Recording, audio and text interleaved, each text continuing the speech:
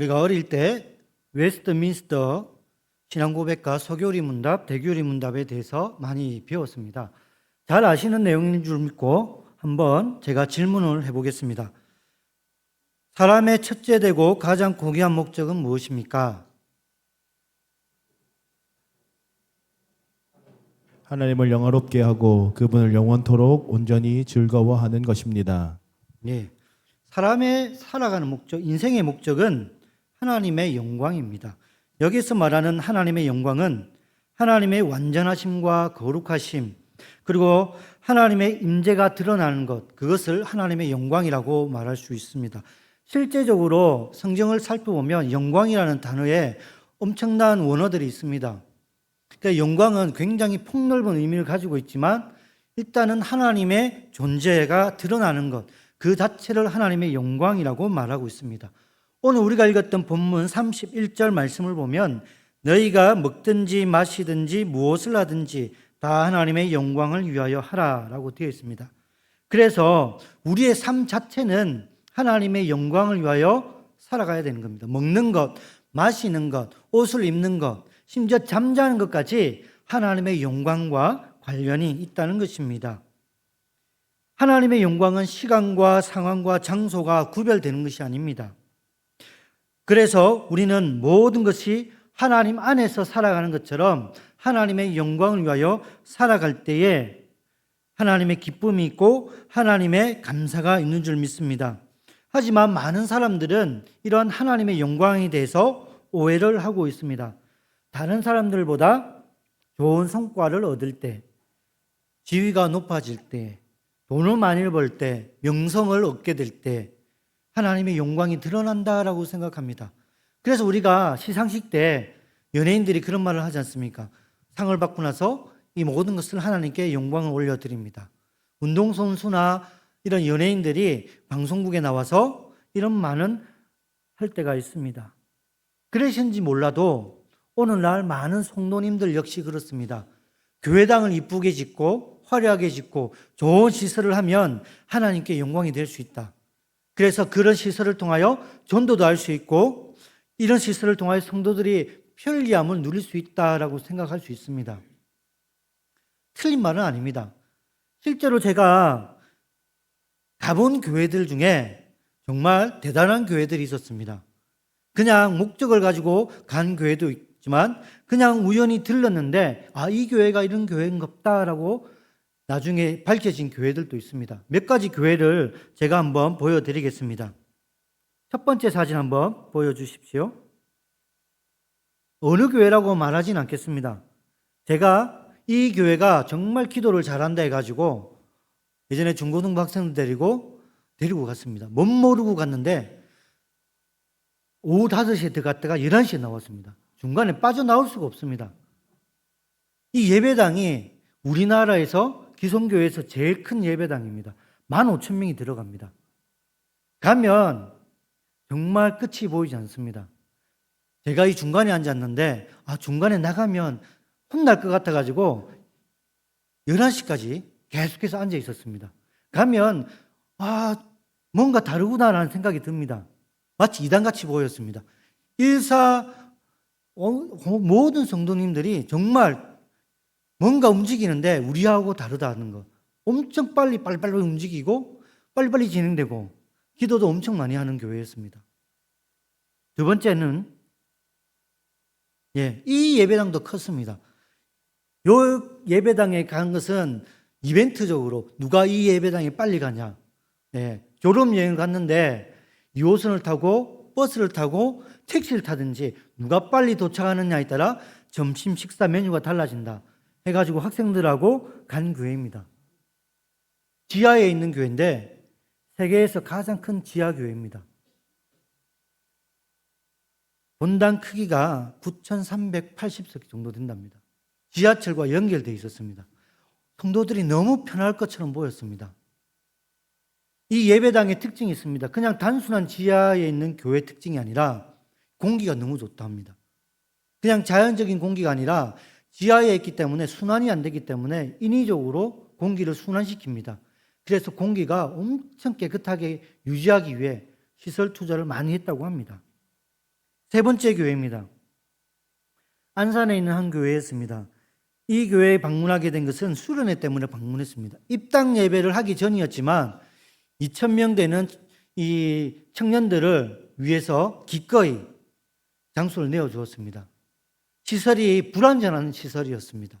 근데 예배를 드리는데 등이 오싹합니다. 알고 봤더니 등에서 제 등 밑에서 에어컨이 확 올라오는 겁니다. 깜짝 놀랐습니다. 아, 에어컨은 천장에서 나와야 되는데 어떻게 등에서 나오지? 하고 알아봤더니 천장이 너무 높아서 위에서 에어컨을 쏠 수가 없습니다. 옆에서 에어컨을 쏠 수가 없답니다. 그래서 냉난방이 자석 밑에서 올라오는 겁니다. 저는 문화적인 충격을 받았습니다. 그리고 마지막으로 또 한 교회를 소개하겠습니다. 우리 한국의 어머니 교회라고 알려진 교회입니다. 새로 지었는데 학생들하고 이제 교회 박물관을 탐방하기 위해 갔던 교회입니다. 여기에서도 약간 깜짝 놀랐습니다. 1층 로비에 들어갔는데 교회당이 한 개 더 있는 겁니다. 본당이 따로 있고 예전에 교회 모습을 그대로 축소해 복원한 교회 모습이었습니다. 그냥 모형이 아니라 이곳에서 예배를 드립니다. 그리고 심지어 결혼식도 합니다. 성도들이 예배당까지 올라가지 않고 이곳에 가서 기도도 할 수 있고 세미나도 할 수 있고 같이 예배도 드릴 수 있는 그런 예전의 교회 모습을 축소한 곳이었습니다. 우리나라에는 이처럼 다양한 교회 모습들이 있습니다. 제가 직접 가보지 않아서 소개할 수는 없지만 여러분, 당구장이 있는 교회, 수영장이 있는 교회, 볼링장이 있는 교회, 여러 가지 특징 있는 교회들이 엄청 많이 있습니다. 많은 교회들이 한때 이런 시설을 많이 해놓으면 하나님이 기뻐하겠지, 이렇게 하면 전도가 되겠지 하면서 엄청난 투자를 했던 적이 있습니다. 물론 이렇게 하면 유익이 있을 수 있습니다. 하지만 우리가 하나님의 영광을 생각할 때는 정말 중요한 부분이 있습니다. 그것은 교회 시설이 아니라 예배라는 것입니다. 교회의 본질을 위해서는 예배의 본질을 우리가 심각하게 생각해야 되고 그 예배의 본질을 위해서 우리가 정말 많은 것들을 고민하고 함께 기도해야 됩니다. 많은 사람들이 다른 사람보다 앞질러 가거나 높은 지위에 있거나 돈을 많이 벌거나 뭔가 특별한 게 있을 때 하나님의 영광이 있다고 생각합니다. 하지만 하나님의 영광은 언제나 우리와 함께합니다. 특별히 우리가 예배 가운데 하나님의 영광을 누릴 수가 있고 하나님께 영광을 올려드릴 수가 있습니다. 뿐만 아니라 때로는 우리가 시험 성적이 떨어져도 마치 실패한 것처럼 힘든 상황에 있어도 낙담하고 좌절하는 순간이 있어도 우리는 하나님의 영광 안에 있고 하나님의 영광을 드러낼 수가 있어야 됩니다. 이것이 하나님이 우리에게 원하는 영광의 삶의 모습입니다. 그래서 저는 오늘 본문 말씀을 통해 하나님의 영광 안에 있는 예배 공동체, 특별히 예배의 본질을 잃지 않고 하나님 앞에 더욱더 예배에 집중하기 위해서 우리는 어떻게 해야 되는지 말씀을 통해 살펴보고자 합니다. 먼저 우리는 예배에 집중하는 공동체가 되기 위해서 절제, 자족하는 마음이 필요합니다. 그런 자세가 있어야 됩니다. 본문 23절 말씀을 보면 모든 것이 가하나 모든 것이 유익한 것이 아니요 모든 것이 가하나 모든 것이 덕을 세우는 것은 아니다라고 되어 있습니다. 이 말씀은 사도 바울이 고린도 교회 성도들이 고민하는 그 내용을 마치 가르쳐 주는 것처럼 고민을 해결해 주는 그런 답변의 말씀처럼 들립니다. 고린도 교회는 상업과 무역이 발달한 도시였습니다. 문화도 더불어 활성화되었습니다. 고린도 교회 안에 2만 명을 수용할 수 있는 야외 극장이 있었습니다. 2만 명을 수용할 수 있는 극장은 어마어마하게 큽니다. 그 극장에서 문화적인 활동도 하고 스포츠 행사도 즐겼다고 합니다.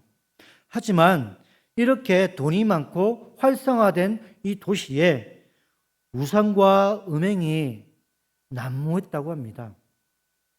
큰 야외 극장만 있었던 게 아니라 그 도시의 곳곳에는 우상을 숭배하는 신전이 적어도 12개 이상 존재했다고 합니다. 그만큼 살기는 좋았지만 사람들이 우상을 숭배하고 우상을 숭배한 동시에 종교적인 행사라는 이유로 신전에서 매춘 행위도 많이 있었습니다. 음행하고 타락한 도시가 바로 고린도였습니다. 그래서 한때 유행한 말이 고린티아 조마이라는 단어가 유명했습니다. 이 말은 고린도인처럼 산다, 고린도 사람들처럼 살아간다라는 의미를 갖고 있습니다. 그냥 문자적으로는 별 의미가 없는 것처럼 보이지만 그 당시에 이 말은 굉장히 모욕적인 말입니다. 고린도인들이 그만큼 부패하고 음행하고 타락했다는 것입니다. 그러한 상황 속에 예수님을 믿는 신자들이 신앙생활을 하기 시작합니다. 우상이 즐비했기 때문에 많은 사람들이 우상에게 바쳐진 재물을 가지고 그 재물의 음식을 재활용하는 겁니다. 시장에 와서 아무도 모르게 속여 파는 겁니다. 그래서 신자들이 고민을 합니다. 저 음식은 우상에게 바쳐진 음식 같은데 먹어도 될까라는 고민을 하기 시작했습니다. 많은 사람들이 고민을 하다가 사도 바울이 우상에게 바쳐진 그 음식을 먹어도 하나님 앞에 죄가 되지 않는다. 하지만 그 음식을 먹음으로 인하여 믿음이 연약한 사람이 시험에 빠지거나 덕이 되지 않는다면 먹지 않은 것이 유익하다는 것입니다. 먹을 수 있는 자유가 있지만 공동체의 유익과 덕을 위해서는 그 자유도 절제할 필요가 있다는 것입니다. 이것을 응용해서 오늘날 우리의 예배를 한번 살펴보고자 합니다. 돈이 있고 여유가 있는 교인들이 있습니다. 그런 동네의 교회들이 있습니다. 소위 부자 동네의 교회들이 있습니다. 그분들이 생각하는 것과 어쩌면 평범한 시민으로 살아가는 우리의 생각과는 다를 수가 있습니다. 제가 어느 한 교회를 방문했는데 목사님이 마치 그때는 전도사 고시를 치는 시기였습니다. 그때 제가 합동측 교회였는데 그 담임 목사님이 교회를 소개하는데 교회 시설을 소개합니다. 드럼 봐라고. 이게 막 수천만 원짜리 드럼이라고.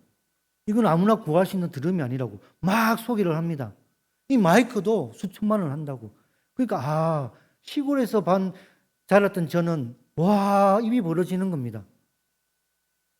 이런 교회가 한두 개가 아닙니다. 오르간이 수억짜리 오르간 들여놨다고 그렇게 자부심을 가지는 성도들도 있습니다. 그러나 우리가 조금 더 생각해 보면 정말 교회가 추구해야 할 것은 성도들의 편리함, 성도들이 시설을 다른 사람들에게 자랑할 수 있을 정도의 그 정도 수준이 아닙니다. 교회는 편리한 시설을 추구하는 것이 아니라 불편함 없이 시설을 추구하는 것이 중요합니다. 불편하지 않는다면 재정을 시설에 투자하는 것이 아니라 하나님이 우리에게 맡겨진 선교와 교육과 기타 섬김의 사역에 투자를 해야 됩니다. 그런데 많은 교회들은 한때 좀 더 예배를 활성화하기 위해서, 전도를 하기 위해서 희한한 것들을 교회 안에 많이 들어왔습니다. 제가 20대 초반에 세미나를 가게 됐습니다. 20대 초반에 제가 방송실을 섬기고 있었는데 찬양대를 섬기고 싶었지만 방송실을 섬겼습니다. 원치 않게 한 7년 섬겼는데 그 세미나에 충격적인 이야기를 들었습니다. 강사가 누구였냐면 당시 서울에 있는 온누리교회 방송실을 담당하는 장리 집사님이었습니다. 저는 엄청난 기대를 했습니다. 당시 24, 5년 전이었으니까 온누리교회 하면 방송 영상 시스템이 앞서가는 교회였습니다. 위성 방송을 할 정도의 우리의 상상을 초월하는 그런 음량과 영상 시설을 갖춘 교회였습니다. 막 기대감을 가지고 이제 강의를 듣는데 충격적인 말씀을 하십니다. 앞서간 교회가 교회 성도들에 대한 그런 안타까운 현실을 불러일으켰다는 것입니다. 교회가 큰 대형 화면에 예배 순서를 아주 이쁘게 꾸며서 성도들에게 보여줍니다. 성경 구절도 찾아주고 찬송가 가수도 보여주고 광고도 영상으로 아주 아나운서들이 나와가지고 연예인이 나와가지고 막 정말 TV 방송국처럼 막 그렇게 했습니다. 그런데 시간이 흘러서 성도들의 신앙생활을 돌아볼 때 자신들이 실수했다, 잘못했다라는 것을 가르쳐 주었습니다.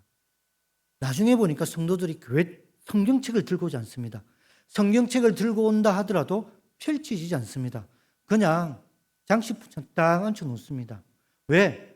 교회에서 다 해주기 때문입니다. 먹여주기 때문에 일부러 찾을 필요가 없다는 것입니다. 심지어 본인이 찾는 것보다 띄워주는 게 훨씬 빠르다는 것입니다. 그런 환경 속에 성도들은 처음에 너무너무 좋아했습니다. 그런데 교회 지도자들의 입장에서 보니까 성도들의 유익이 되지 않는다는 것입니다. 그러면서 그분이 하신 말씀이 300석 이상의 교회가 아닌 이상은 프로젝트 있는 거 설치하지 말라고 합니다. 좀 답답하더라도 찬송가 찾는 거 기다려주고 성경 본문 찾는 거 기다려주면 좋다고 합니다. 이미 우리가 해봤더니 너무너무 생각 이상의 기대가 아니라 더 불편함이 성도들에게 있어서 더 안타까운 현상이 일어난다는 것입니다. 실제로 제가 서울에서 부교육자 있을 때 경험한 적이 있습니다. 인터넷으로 막 찾습니다. 근데 나중에 본인이 설교에 마음에 들지 않는지 인터넷으로 막 유튜브 보고 설교 중간에 유튜브를 보고 인터넷 검색을 하고 있는 모습들을 봤습니다. 근데 그분이 누구냐면 마치 엘리트라는 계층의 분이었습니다. 심지어 어떤 분은 성경책을 들고 오지 않고 커피를 들고 와가지고 딱 한 모금 마시고 팔짱 끼고 딱 이렇게 설교를 듣습니다. 근데 그게 20년 전의 이야기입니다. 오늘날 편리함을 추구하고 모든 것을 먹여주는 것처럼 교회들이 이렇게 하면 좋겠다 해가지고 했는데 성도들이 예배 드리는 자세가 많이 바뀌었습니다. 그래서 그 방송실의 담당자는 차라리 불편한다 하더라도 그런 환경 속에서 예배 드리는 것이 더 효과적이다라고 말을 했습니다. 교회 시설이 너무너무 좋아졌지만 이러한 예배의 모습 때문에 교회 성도들은 급감했고 전도의 문이 활짝 열리지 않았습니다. 오히려 전도가 되지 않습니다. 시설인 좋아도 예배의 본질, 예배 속에 일어나는 하나님과의 깊은 교제가 제대로 일어나지 않기 때문에 오늘날 전도가 되지 않고 성도들이 세상 가운데에 힘없이 살아가는 것 같습니다. 특별히 코로나 이후로 한국 교회는 많은 변화 앞에 직면하게 되었습니다. 제가 아는 교회는 모든 것을 다 해주기 때문에 성도들이 성경책을 들고 오지 않자 이제 캠페인으로 성경책 들고 오는 캠페인을 했습니다. 목사님이 목양실에서 딱 보다가 성경책을 들고 가지 않는 중직자가 있으면 불러서 혼냅니다. 우리의 무기가 성경책인데 왜 성경책을 들고 오지 않느냐. 그래서 예배 시간에 이런 프로젝트나 이런 화면을 꺼버립니다. 불편하더라도 좀 찾아보자, 들고 다니자. 오늘 한국 교회 현실이 이렇게 되어버렸습니다. 할 수 있지만 성도들의 유익과 가르침과 예배의 본질을 위해서 때로는 우리의 자유, 우리의 그런 명성과 그런 능력들을 제한할 수가 있어야 됩니다. 그래야 우리가 하나님 앞에 정말 집중적으로 예배를 드릴 수가 있습니다. 두 번째는 예배에 우리가 집중하기 위해서 교회 전체가 노력해야 됩니다. 예배 시간 하나님의 임재를 경험하고 은혜를 받을 수 있도록 좋은 여건을 만들어 줘야 됩니다. 앞의 내용과 너무 이상한 대치되는 내용입니다. 이 말은 뭐냐면 화려함과 우리가 불필요한 시설이 아니라 모든 시설이 예배에 집중하기 위해 신경을 써야 한다는 것입니다. 제가 2년 전 휴가를 갔는데 오랜만에 아주 큰 교회를 방문했습니다. 원래 다른 교회를 가려고 했는데 이제 무슨 이유가 있어서 그 교회를 방문하게 되었습니다. 십몇 년 전에 교회 탐방을 위해서 간 그 교회 모습과 분위기가 많이 달라졌습니다. 담임 목사님도 바뀌고 교회 구성원도 많이 바뀌어서 그럴 수도 있습니다. 하지만 제가 그 예배를 드리면서 두 가지를 깨달았습니다. 그 첫 번째는 수천 명이 예배를 드리는데 설교에 집중하는 그런 모습을 보고 깜짝 놀랐습니다. 자, 십몇 전에 갔을 때는 그 방송실이 두 군데가 있었는데 음향을 담당하는 방송실이 중층에 있었습니다. 제가 1부부터 4부까지 예배를 다 드려봤는데 방송실에서 항상 똑같은 행동을 합니다. 졸고 있습니다. 그 모습을 모든 성도들이 보고 있었습니다. 근데 이번에 갔을 때는 그런 모습이 없었습니다. 아예 그 자리가 없어졌습니다. 근데 또 충격적인 모습은 뭐냐면 그 교회가 리모델링을 했는데 이런 강대상을 리모델링을 했습니다. 설교를 하기 전에는 찬양팀과 온갖 악기들이 나와가지고 정말 열심히 뜨겁게 찬양을 합니다. 그런데 딱 설교가 시작되자마자 찬양팀 악기 하나도 보이지 않습니다. 그 큰 강대상에 설교단 딱 한 개만 있었습니다. 나중에 봤더니 이 악기나 전자음향 기기들이 다 뒤에 감추어 버렸습니다. 모든 성도들이 목사님께 집중할 수 있도록 단순화시켜 버렸습니다. 제가 그 모습을 보고 깜짝 놀랐습니다. 예전과는 너무너무 다른 모습이었습니다. 뿐만 아니라 설교 중간에 긴급 문자가 발송이 되었습니다. 수천 명이 예배를 드리는데 여기서 드륵 그리고 어떤 할아버지 할머니들은 소리를 했기 때문에 문자 오는 소리가 곳곳에 일어납니다. 동시다발적으로 설교 중간에 산만하게 만들었습니다. 그런데 제가 그때 교회 음향이 여기에서 중요하구나라는 생각이 들었습니다. 생각지도 못하는 발생했음에도 불구하고 사람들이 설교에 집중하게 음향을 그렇게 갖추어 놓았습니다. 그래서 여기에서 제가 음향이 이렇게 중요하구나라는 것을 생각하게 되었습니다. 찬양에 집중하는 것이 아니라 기도에 집중하는 것이 아니라 오직 하나님의 말씀을 듣는 그곳에 집중하게 만들었던 것에 제가 깊은 깨달음을 받게 되었습니다. 여러분, 우리가 예배 시간에 찬양하는 것, 기도하는 것 중요합니다. 그러나 우리가 정말 집중해야 할 시간은 말씀을 듣는 시간입니다. 로마서 10장 17절 말씀을 보면 믿음은 들음에서 나며 들음은 그리스도의 말씀으로 말미암습니다. 우리가 믿음을 성장하기 원한다 하지만 정말 믿음이 성장하기 위해서는 말씀을 집중적으로 들어야 됩니다. 그런데 오늘날 많은 성도님들은 그렇지 않습니다. 오늘날 교육들이 체험 위주, 만지고 오감 만족을 위한 교육이 집중한 나머지 자기가 뭔가를 해야지 은혜를 받을 수 있다. 뭔가 해야지 하나님이 기쁘시게 할 수 있다. 뭔가 한 것처럼 느껴집니다. 하지만 성경의 원리에 의하면 가장 중요한 부분은 바로 하나님의 말씀을 듣는 설교 시간입니다. 여러분, 그 설교에 집중하기 위해서 우리는 모든 시설과 모든 음향이나 영상을 좋은 조건으로 만들어 가야 됩니다. 불필요함 없이 화려함을 추구한 것이 아니라 성도들이 예배에 집중할 수 있도록 좋은 음향을 해야 되고 그리고 영상을 갖추어야 되는 것입니다. 제가 요즘에 예전부터 느꼈던 게 있는데 그게 뭐냐면 저도 모르게 토요일부터 주일 아침에 굉장히 예민해집니다. 그 이유는 성도들이 예배에 불편함 없이 예배 드릴 수 있도록 신경을 쓰기 때문입니다. 아시는 것처럼 우리 어르신들은 아침 일찍 나와가지고 특히 봄과 여름에 에어컨을 틀면 춥다고 하십니다. 그리고 어떤 분은 덥다고 하십니다. 그래서 제가 아이디어를 냅니다. 추위를 타시는 분은 이 자리, 더위를 타시는 분은 이 자리. 왜냐하면 우리가 양옆에는 에어컨 바람을 조절할 수가 있습니다.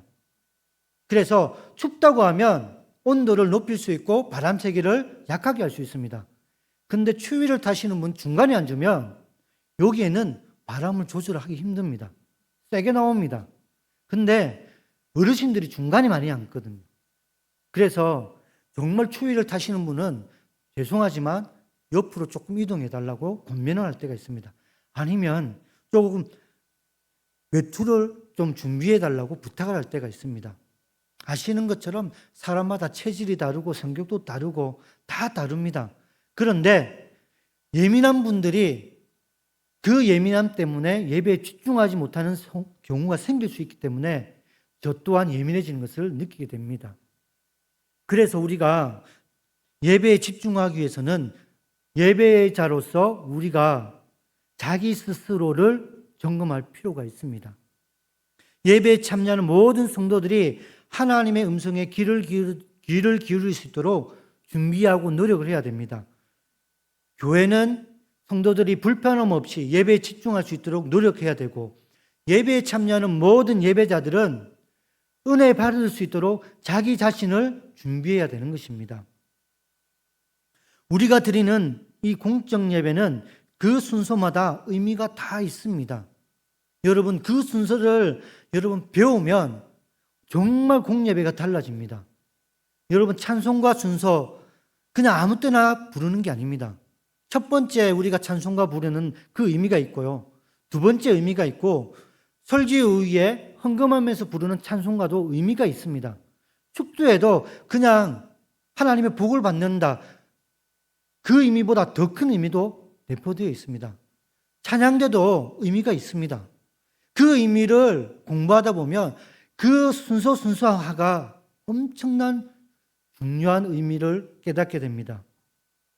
출애굽기 25장 22절 말씀을 보면, 거기서 내가 너와 만나고 속죄소 위 곧 증거궤 위에 있는 두 그룹 사이에서 내가 이스라엘 자손을 위하여 내게 명령할 모든 일을 내게 이르리라. 오늘날 예배 시간에 하나님이 예배 가운데 우리를 만나 주겠다고 말씀하고 계십니다. 하나님이 우리를 예배자로 불러주셨습니다. 공예배는 그런 순서가 다 있습니다. 그 부르심에 하나님을 찬양하는입니다. 그리고 하나님이 또한 우리에게 말씀하는 시간이 있습니다. 우리가 고백하는 시간도 있고, 말씀을 듣고 감사하며 하나님을 송영하는 시간도 있습니다. 그런 하나님과의 영적인 깊은 교제가 대화하는 것처럼 주고받는 시간이 공예배 시간입니다. 그 시간 우리가 집중해야 된다는 것입니다. 그래서 우리는 일주일을 살되 토요일부터 주일을 준비해야 됩니다. 우리 할아버지 할머니 세대들은 토요일부터 주일을 준비했습니다. 헌금도 토요일날 준비를 합니다. 구겨진 지폐가 있으면 다리미로 폈다고 합니다. 그리고 주일날 예배드리기에 최상의 컨디션을 유지하기 위해서 일찍 잠자리에 들었다고 합니다. 이것이 우리 선배들이 가졌던 신앙의 모습이었습니다.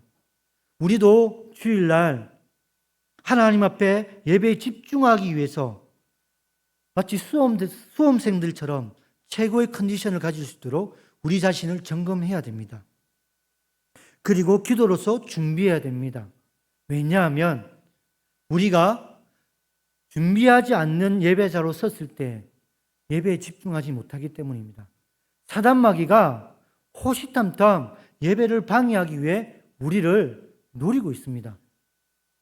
하나님의 임재만 있는 것이 아니라 우리를 에워싸고 있는 악한 영들이 이 예배를 방해하기 위해서 호시탐탐 우리를 산만하게 하고 있습니다. 그렇기 때문에 이 예배는 하나님의 임재인 장소인 동시에 영적인 전투가 일어나는 장소입니다. 그래서 우리는 기도로 준비해야 됩니다. 그리고 오늘 본문에도 나와 있는 것처럼 우리는 예배자로서 하나님의 말씀을 의심하면 안 됩니다.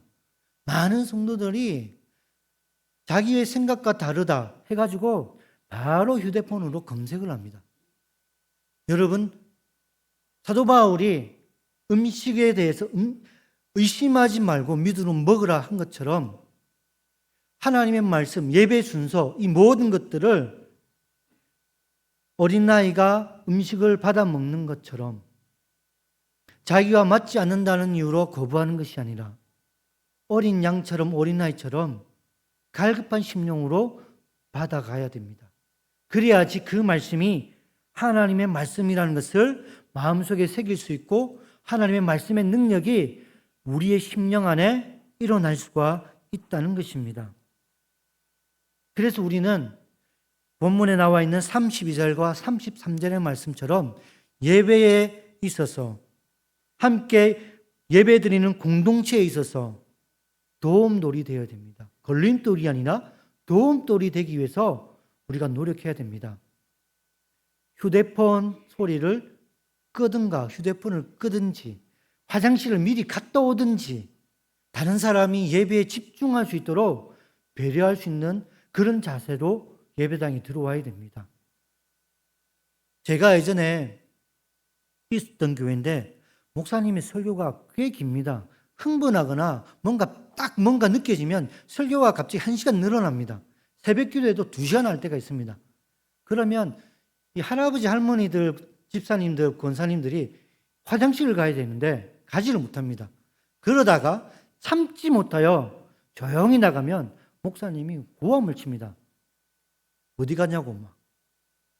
굉장히 화를 냅니다. 근데 그 목사님이 그런 말씀을 하십니다.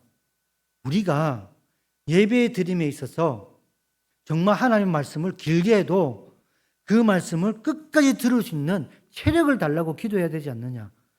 그런 오줌볼을 달라고 기도해야 되지 않느냐. 막 그렇게 기도의 내용을 강조를 합니다.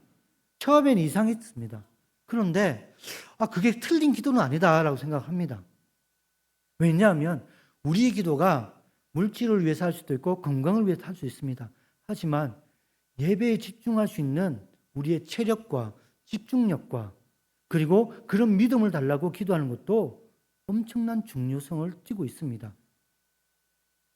그래서 우리는 항상 하나님 앞에 예배를 드릴 수 있도록 집중해서 예배를 드릴 수 있도록 교회 지도자들은 환경을 만들어 가야 되고 예배 참여하는 모든 성도들은 자기 자신을 점검하면서 예배당에 들어와야 됩니다.